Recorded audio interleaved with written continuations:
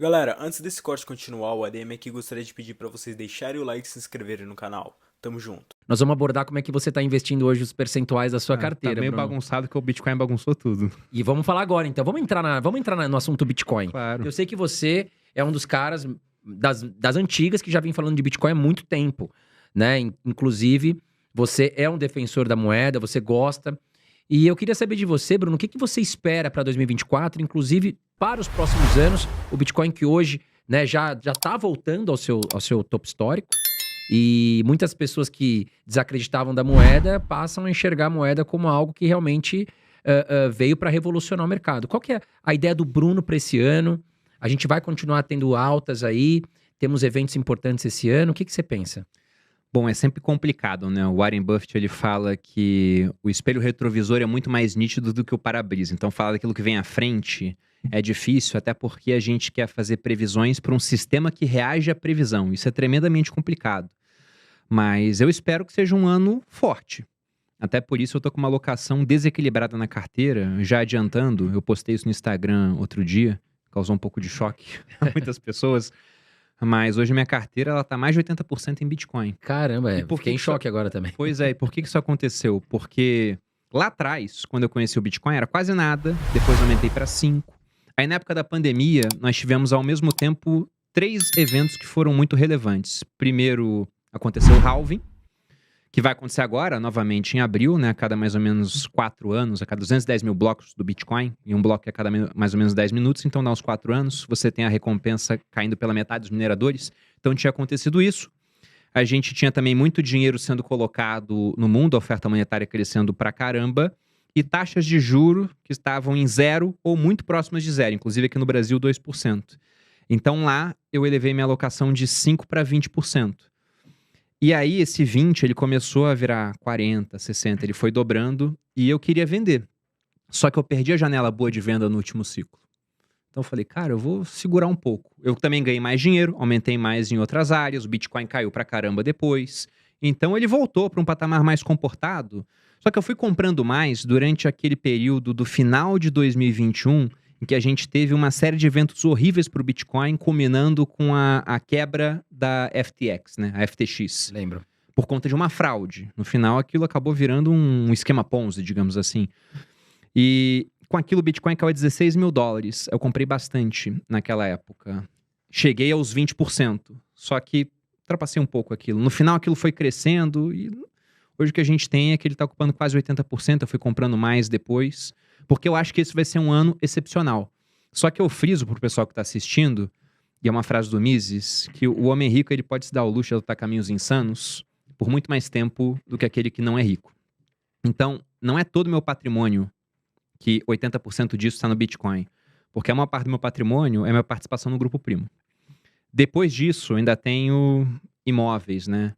Ainda tenho um dinheiro que eu não conto na carteira, que é uma liquidez que eu deixo para caso uma eventualidade venha acontecer. É uma reserva de emergência turbinada, digamos assim.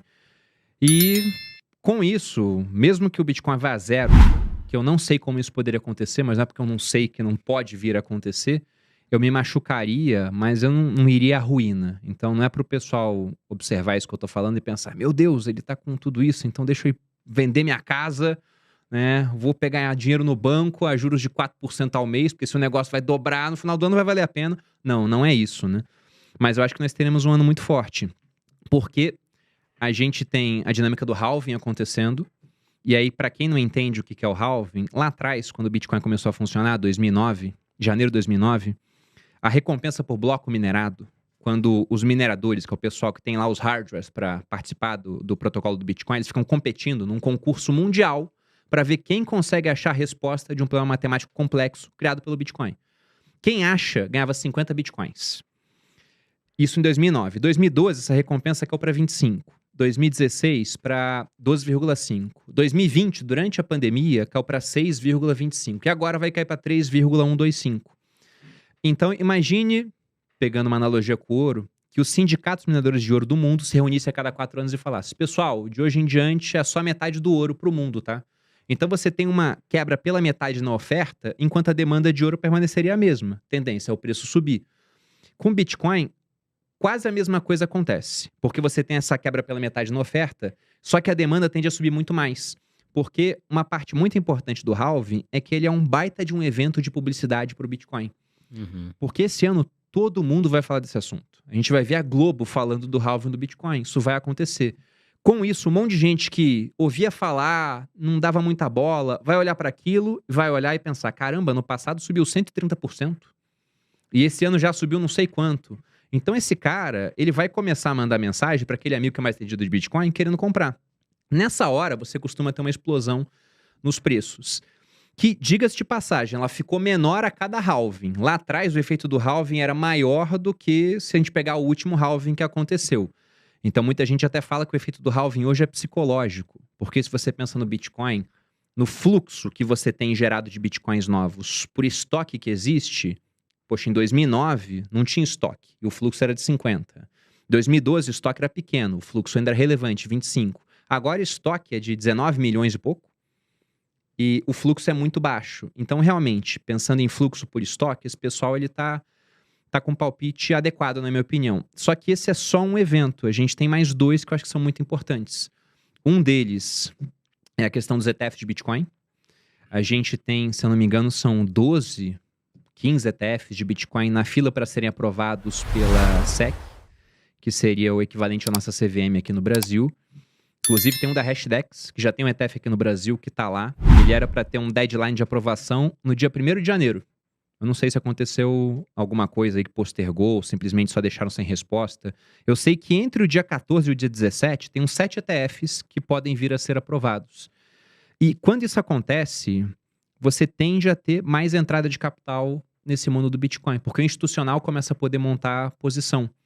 E a gente tem um exemplo disso na nossa própria gestora. A gente tem uma gestora no grupo Primagrão e o fundo Arca, 2% dele está em Bitcoin.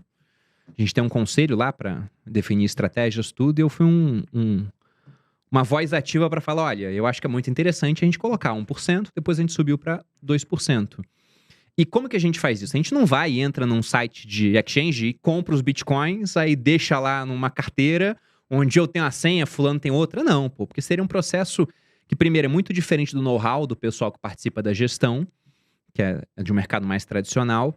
E segundo, também, que a gente entende que acaba sendo um ônus essa custódia, né? Então, como é que a gente faz? A gente compra cota de ETF. Porque aqui no Brasil a gente tem ETF de Bitcoin bom. Nos Estados Unidos não tem ainda. Então, por ter esse ETF bom, a gente tem 2% do fundo em Bitcoin. Nosso fundo hoje, o fundo Arca, deve estar aí com uns 600 milhões sob gestão. Então, a gente está falando 2%... de se fosse 1% seria 6 milhões, 12 milhões. Imagina trilhões de dólares que estão nos Estados Unidos, um monte de gestor querendo montar posição sem ter o veículo adequado para isso, e de repente pensando, e se eu colocar 1% em Bitcoin? Então isso pode ser muito poderoso. Talvez até a multiplicação desse ciclo venha a ser maior do que do anterior, e talvez dos anteriores, por conta dessa demanda de institucional. Então não dá para saber o que vai acontecer, mas eu fico bem animado com isso. E de quebra, ainda tem provável queda de juros americanos. A nossa bolsa, ela terminou o ano bem. Foi um ano de subida forte, 22, alguma coisa, né, que o Ibovespa subiu. Foi o melhor ano desde 2019. Né, depois teve a pandemia, tudo é uma bagunçada, mas foi um ano muito bom. Só que se você pega mês a mês, André, a gente até outubro estava subindo 3% no ano, o Ibovespa. Então até outubro era um ano horrível para a bolsa. Sim.